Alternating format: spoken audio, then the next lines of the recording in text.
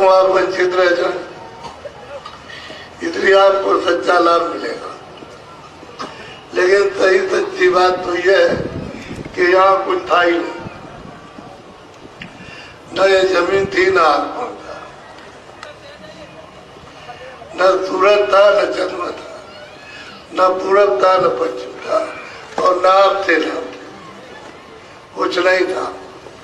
न ब्रह्मा थे, न विष्णु थे, न शिव थे, न ईश्वर था, न ब्रह्म था, न पार ब्रह्म, कोई नहीं था, वो था ही नहीं।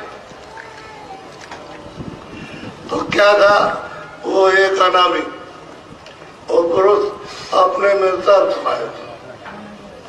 वो तो महासागर, अगय सागर है, जिसको न लिखने में आ सकता है न कहने में, वो अकेला था। जब कुछ नहीं था यहाँ, तो और बातें तो छोड़ दीजिए कि वेद है, पुराण है, ये हिंदू है, मुसलमान है, तो ये जब आदमी नहीं था तो यानी पृथ्वी नहीं रहेगी, आत्मा नहीं रहेगा, तो सही सच्ची बात तो ये है कि उसकी मौज हुई, उसकी इच्छा हुई कि हम अपने से अलग एक विस्तार करें। अब वो तो सर्वसम्राट अब भी है, और पहले भी था, आगे भी रहेगा, तो सब कुछ कर सकते हो, तो मालिक और सबके स्वामी। तो उन्होंने एक आवाज निकाली बड़े जोर से, ताकत के साथ। तो आवाज ने क्या काम किया कि अगम लोक स्थापित किया, फिर अलग लोक स्थापित किया, फिर सत्यलोक स्थापित किया। ये तीन बड़े बड़े धाम अपने अनामी पद से अलग उन्होंने एक ही आवाज में खड़ा कर दिया, और उनमें अपना एक रूप वहां बैठा दिया, एक अगम पुरुष में, एक मतलब अलग लोक में, एक सत्य। और वहां जीवात्माएं उस सागर में खचाखच सब रोही को खेले भरी हुई। अब ये कितने युग, कितने कल ये बीत गए, कागज में गिनती नहीं। इतना समय के बाद तब सतगुरु की इच्छा हुई कि हम एक और नया विस्तार कर दें, फैलाव कर दें। तो सतपुरुष ने अपनी आवाज अपने धाम से जोर से आवाज लगाई, निकाली, और वो आवाज चली अनंतों ब्रह्मांड, अनंतों लोगों को निर्माण करती हुई एक ही आवाज, और करती हुई, और वो सीधी यहाँ तक चली आई। ये सारा खाका जमीन आसमान का जो देखता है सब खड़ा कर दिया, एक आवाज पर, एक ही साउंड पर, एक ही बोली पर जब खड़ा कर दिया, तो ये सब मसाला वहीं से आया। तो उन्होंने वहां बच्चों से कहा कि हमने ये सब नक्शा बना दिया है, और तुम जरा नीचे जाओ, देखो जाकर। तो वहां तो सब उन्हीं के बच्चे, 16 बच्चों से कहा कि तुम 16 जाओ, नीचे देखो जाकर के क्या चीज है, हम तुमको अपनी आवाज पर उतारेंगे। तो आवाज की डोरी डाली, और उसी पर 16 बच्चों को निकाल दिया, उतार दिया। 16 कांटे लगा दी, 16 वही कांटों के अफसान है, और उतार दिया उन्होंने। तो ऊपर से नीचे तक डोरी पड़ी है, उसी पर ये सब लोग बैठे हुए, सबके सब। जरा देखना, ऊपर से नीचे तक धुरा ऐसे घूम रहा, ये अनंतों लोग ऐसे घूम रहे। तो ये जाओ देखो जा करके। तो ये आए 16 के 16 अपने अपने स्थान पर बैठे। इन्होंने देखा यहाँ तो कुछ नहीं, हम अपना प्रकाश समेट ले तो ये सब अंधेरा, और अपना प्रकाश फैलाने तो तुम्हें दिखाई देता ये नशा बनाऊंगा कुछ नहीं। भोला के अलावा एक भी जीवात्मा, एक भी रूह, एक भी तोड़, एक भी सूरत क्या नहीं आई, खाली मसाला। और सबका सब तो नीचे कोई पिलर तो है नहीं कि कोई खंबे दिए हो उसमें सारा भार टिकाओ, कुछ नहीं। उसी आवाज की कदित पर ये सब का सब खिंचा और खड़ा हुआ है, उसी की आवाज। और वो आवाज वहां से बंद कर ले तो एक पलक में सब खत्म। ना ये जमीन रहेगी, ना ये आसमान रहेगा, ना कोई लोक रहेगा, ना कोई लोक रहेगा। अब ये राज और रहस्य उन फकीरों, उन महापुरुषों से मिलेगा जो ऊपर आते जाते। और इसको विद्यावान कुछ नहीं जानते, बुद्धि की विद्या है ये कुछ नहीं, वो वहां जा नहीं सकती। वो तो जीवात्मा का चेतन राज है। तो वो जब जाए ऊपर में तब तो पता लगे ऊपर, तो जाने का कोई पक्ष नहीं। अब इन्होंने सोचा कि भाई हमको तो बहुत दिन हो गए, तो यहाँ आए, यहाँ तो कुछ है नहीं। और अपना देह छोड़ा, अपना आनंद छोड़ा, और मालिक के दर्शन करते थे वो भी छूट गए। तो यहाँ क्या करें, यहाँ तो आधार में हम लटके हुए। तो सबने सोचा चलो वापिस चले। तो जब जाने का सोचा तो जाने का रास्ता नहीं, आने का तो रास्ता दे दिया, वापिस जाने का रास्ता नहीं दिया। तो इन्होंने सबने ये कहा कि ऐसा मालूम होता है कि मालिक ने हमको देश निकाला कर दिया, अपने देश से अलग कर दिया। अब ये क्या करे, तो वो तो मालिक है, वो तो सबका स्वामी है। तो अपने अपने स्थान पर ये सब के सब 16 के 16 उसकी आराधना करते थे, अखंड ध्यान करने लगे उसी डोरी पर बैठ करके। और ध्यान करते इतने युग और कल्प बीत गए कि पृथ्वी को कागज बना के लिखिए तो नहीं, पूरा नहीं पड़ेगा, इतना समय नहीं था। तो हमारे सदपुरुष प्रसन्न हो गए, उनसे कहा कि मैं तुम्हारी आराधना से, ध्यान से, सेवा से प्रसन्न हो गया हूँ। अब मैं तुमको ये कहता हूँ कि तुम अपने मुंह से हमसे जो मांगो वही दे दे। तो बहुत खुश हुए कि मालिक से मतलब खुश होकर के हमसे कहा जो मांगो हम दे देंगे। तो उन्होंने जल्दबाजी में कहा कि हमको छोटा सा रात दे। तो फौरन मालिक ने कह दिया कि वो मत तुमको दिया। अब तो ये हो गया कि राजा आपको दिया जाएगा। तो मालिक ने कहा देखो मसाला हमने ऊपर से नीचे सब उतार दिया और वहां कुछ भी नहीं रखा, सब नीचे दे दिया। और मैं जीवात्माओं को तुमको देता हूं दान, तुम उनको आराम से रखना, तकलीफ किसी को मत देना, और तकलीफ दोगे तो मैं वापस बुला लूंगा। तो वहां जो जीवात्माएं थी इस मसाले के अंदर, ये मसाला तो नहीं दिया है, तो वो तो रह गई, मसाला नीचे उतार दिया। तो उनसे कहा कि उन्होंने, हमने 16 बच्चों को भेजा तो उन्होंने हमारी सेवा की है, उनकी आराधना की, हम खुश हो गए। हमने उनसे कहा कि तुम अपने मुंह से हमसे जो मांगो तो दे दे। तो उन्होंने कहा झूठा झूठा बात, तो तुम्हारे बगैर मसाले में कोई रचना नहीं हो सकती जो हरकत करे। खाली मसाला जड़ मिला दो तो वैसे ही पड़ा रहेगा, लेकिन जब चेतन और जड़ में जब विस्तृत हो जाएगा तो हरकत करेगा। तो तुम जाओ, हम तुमको यहाँ से भेज रहे हैं, और डोरी हम ये पकड़े रहना जिससे हम भेजेंगे, इसको छोड़ना नहीं, छोड़ोगे नहीं तो वापस आ जाओ, और तुमने डोरी छोड़ दिया तो तुम वहीं रह जाओगे। तब मतलब बहुत समझाया सब कुछ। अब उन्होंने कहा जो आपका आदेश उसका पालन करें। तो डोरी पर उन्होंने उतारा तो क्या इसमें बड़े बड़े 16 घड़े, ऐसे बड़े 16 घड़े जीवात्माओं के रूहों के, ये सुरतों के उन्होंने भर के दी। इसमें भी आवाज, इसमें भी पारावार। तो इन्होंने 16 को बांट दिया और कहा अपने अपने लोग में मसाला मिला के इसमें बैठाओ और तुम अपना राज करो।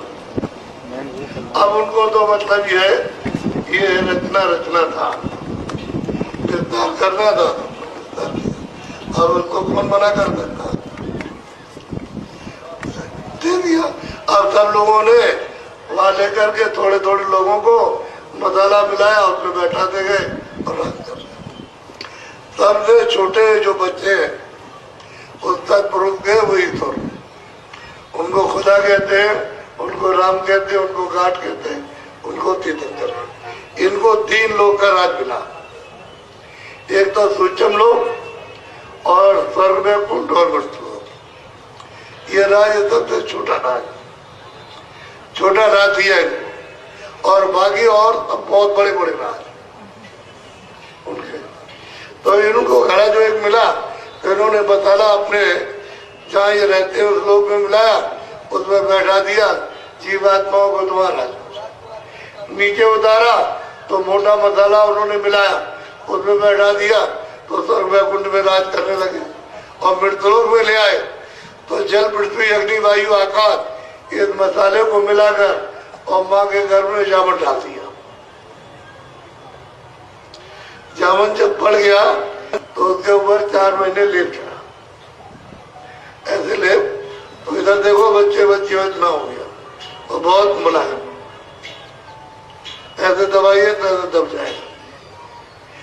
जब 5वां महीने लगने को हुआ तो जीवात्मा को लाकर इधर देखो, ये यहाँ दोनों आंखों के बीचों बीच और शरीर के नाके पर इसको जीवात्मा तुरंत को बैठा दिया।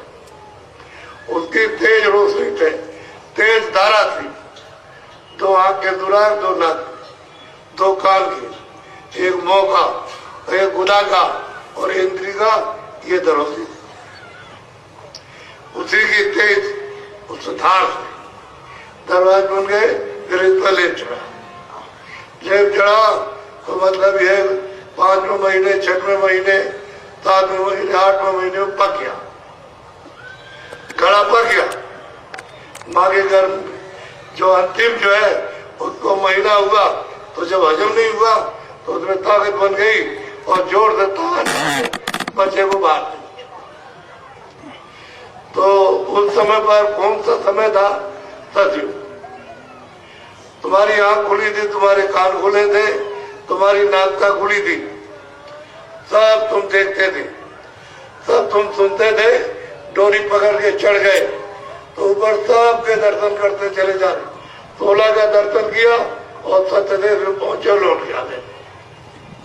तो सतयुग जोगी तप विज्ञानी और कर हरि ध्यान तरे भव प्राणी, सब के सब इस भवसागर रूपी संसार से सब जीव, सब सुरते, सब रूहे, सब के सब पार अपने परम पद में पहुंच। रास्ता उन्होंने कहा था कि तुम डोरी मत छोड़ना, इसको पकड़े लेना, तुम्हारे आती जाती रहोगी, और डोरी छोड़िए तो तुम वही रह जाओ। तो थोड़ी थोड़ी खेप करके आपको इस मनुष्य शरीर में लाए, और जैसे ही जन्म हुआ तो आंख खुली, तीसरी आंख, तीसरा कान, तीसरी नाक। आंख से देख रहे हो, कान से सुन रहे हो, और तब ऊपर डोरी पकड़ के चढ़ते चले जा रहे। जितना समय तुमको मनुष्य शरीर में सांसों की पूंजी का दिया था, उतना समय जब आप आते और जाते हो, जब समय पूरा हुआ और चले गए अपने धाम में, अपने फिर लौट के कभी नहीं आना। निकल गए हाथ, तो 1 खेप गई, 2 गई, लाख गई, करोड़ गई, 10 करोड़ गई, अरब गई, इतनी खेपें मनुष्य शरीर में लाकर जीवात्माओं की तब,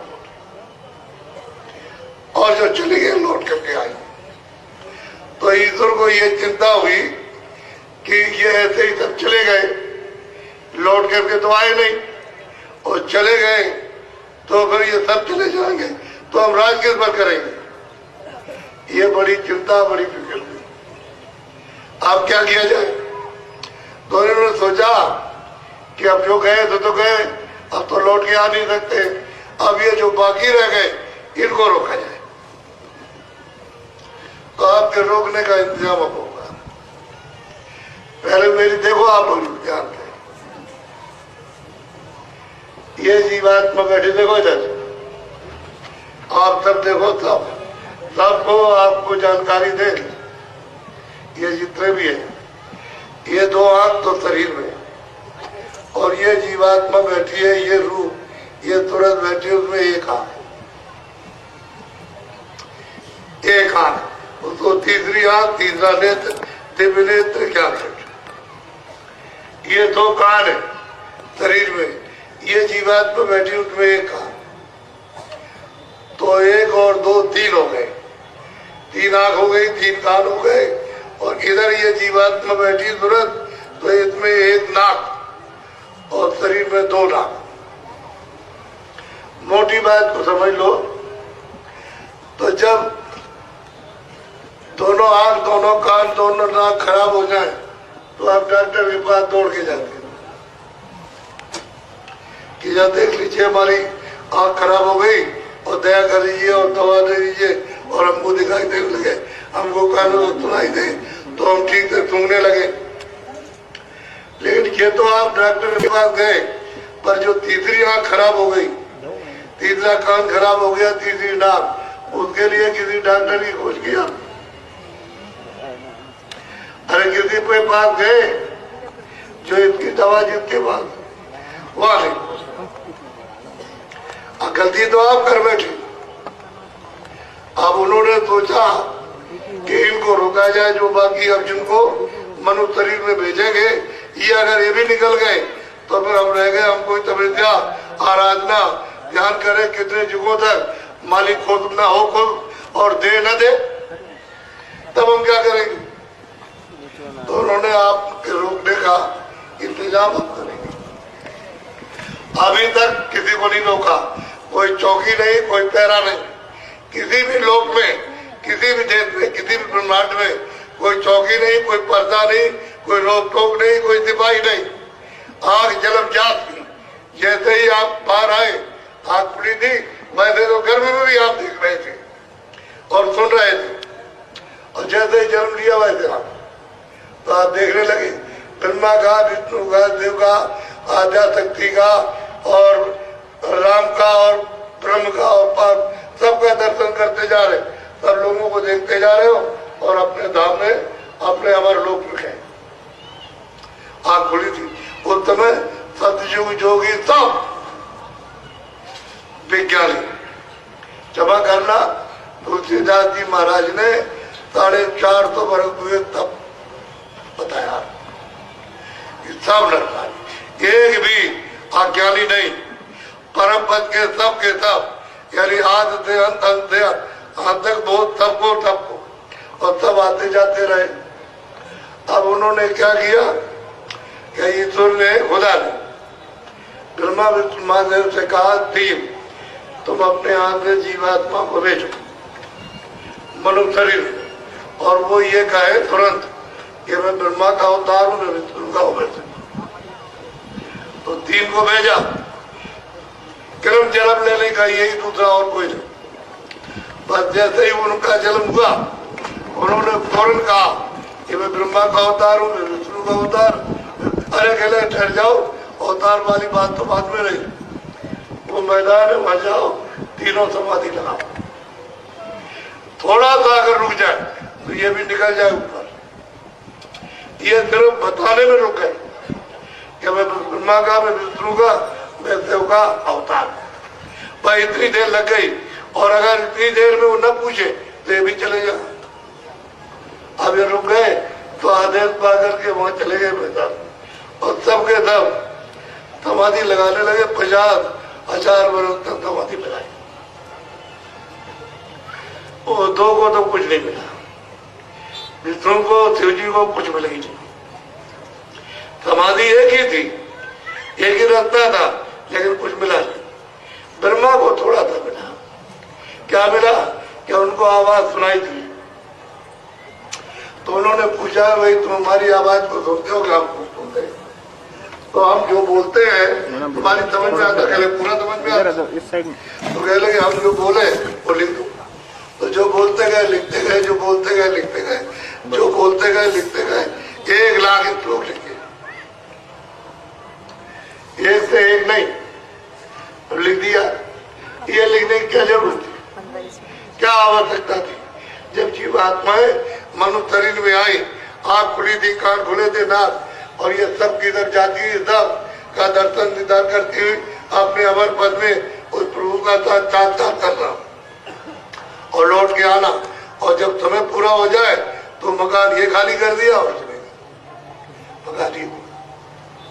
मकान ये पड़ा, मकान कहते हैं शरीर को, ये जिसको कहते हैं शरीर। अब ये तो अब उन्होंने विधान बनाया। जब वो तैयार हो गया तो उन्होंने शुरू किया, ब्रह्मा विष्णु महादेव ने, कि मृतलोक का विधान बन गया और सबको इसके तहत इसके अनुकूल जो है काम करना होगा। जो इसकी खिलाफत करेगा उसको सजा दी जाएगी, और जो मतलब अनुकूल चलेगा उसको राज चक्रवर्ती राजा बनाया जाएगा, या स्वर्ग दिया जाएगा, या वैकुंठ दिया जाएगा, या उनको धनी पानी बनाया जाएगा, सब करेगा। और जो गलती करेगा तो मैं 4 खाने बनाऊंगा, इसी के साथ साथ 4 खाने ये पशु पंछी जल के जीवों की, फिर उसमें बंद करके मैं अपने मृतलोक का जो कर्जा तुम ला दोगे उसको वसूल करूंगा। और मैं इसके बाद नरक बनाऊंगा, जब तुम गलती करोगे तो वहां ले जाकर तुमको यातना दूंगा। साफ साफ उन्होंने कहा, उसमें लिखा ये पुण्य है, ये पाप, ये सत्य है, ये सत्य, ये न्याय है, न्याय, ये हिंसा है, हिंसा, ये झूठ छल कपट फरे में धोखा बेईमानी, ये सत्यता है, निवार, यही सब झगड़ा। उसमें लिखा जो पुण्य करेगा आत्माओं को सुख देगा उसको हम स्वर्ग देंगे, और करेगा तो वैकुंठ देंगे, और करेगा तो मृतलोक का राज चक्रवर्ती राजा बनाएंगे। यही सब झंझट झगड़े उसमें लिखे। पहले तो जब आए थे तो कोई कर्म नहीं था, न पाप था, न पुण्य था, न अच्छा था, न बुरा था, न न्याय था, न न्याय, न हिंसा थी, न हिंसा नहीं। सीधे गए, रोज आ रहे, रोज आ रहे, जब जिस वक्त इच्छा हो चले जाओ, एक मिनट भी नहीं लगता वापस पहुंच गए, फिर आ गए, फिर चले गए। ये छिन आओ और छिन जाओ, और समय पूरा हुआ तो शरीर छोड़ दिया, चले। आपने कहा आपको ये सब कुछ किसी ने बताया नहीं, न कोई बता सकता। जो वहां जाएगा और वहां से आएगा वो तो बताएगा, लेकिन जो जाता था नहीं उसे क्या बोल, उसे कुछ नहीं। तो आप, उन्होंने कहा देखो वैसे आपका विधान लागू नहीं करेंगे मित्रों का। 10,000 बरस तक सारे संसार में सुनाए गए कि मृतलोक का विधान बन गया, उसमें ये पाप है, पुण्य, अच्छा है, बुरा, न्याय अन्याय, ये सब पूरा झगड़ा, ये सब उसमें लिखा और कुछ नहीं। और मैं हूं काल, मैं हूं सबका काल, मेरी दोस्ती और दुश्मनी किसी से नहीं, चाहे कोई भी हो। मैं तो शुभ अशुभ कर्म का फल दूंगा, जो तुम करोगे उसका मैं फल दूंगा। मैं तुम्हारा दोस्त दुश्मन नहीं, मैं हूं काल। अब आपको ये काया दी है, ये तो कहा शरीर हमारा, कहता हमारा, तुम्हारा नहीं है।